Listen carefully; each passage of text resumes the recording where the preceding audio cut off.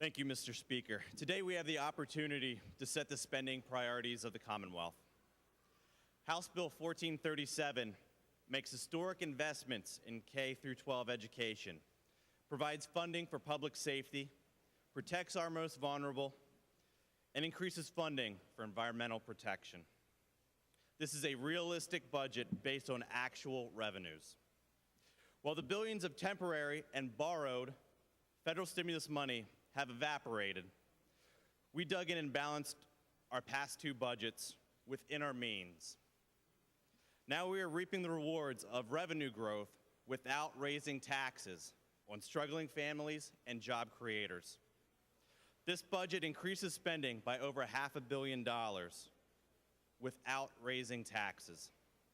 We are creating a job growth economy by holding the line on spending, not raising taxes, and ending the double taxation of job creators.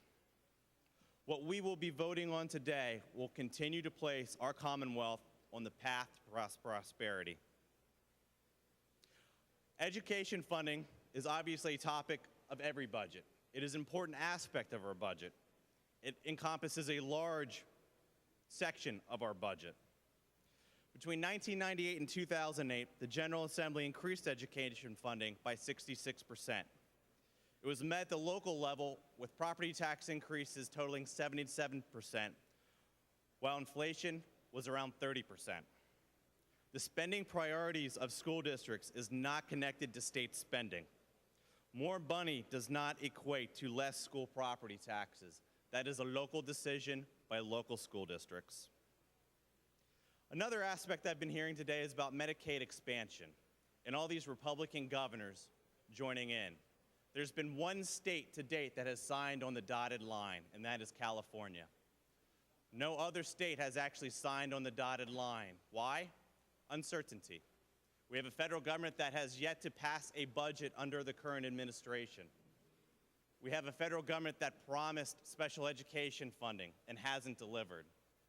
Are there questions whether the federal government, without having to come up with a budget, with borrowing money just to fit basic funding priorities, are they going to meet their requirements under the Medicaid expansion? Is it wise to put 1 in 4 Pennsylvania residents under welfare programs? Is it wise to move children off the CHIP program for less benefits under Medicaid expansion? Is that wise? We have a governor that said, let's wait. Let's have discussions. Let's find out what this actually means and not dive into it as dollar signs accumulate across this Commonwealth to say it'll provide us more money. Well, that might not be the case, and it's not wise to jump into any major decision that could be detriment to our children and Pennsylvanians. I urge my colleagues to support House Bill 1437. Let's focus on growing our economy, providing core functions of government, and not raising taxes on struggling families and job creators. Revenue growth will come from holding the line. We will get more money by not raising taxes. It's worked for the past few years. We've done an exceptional job of holding the line and growing jobs. At one point, Pennsylvania actually grew more jobs than every other state combined. Every other state combined.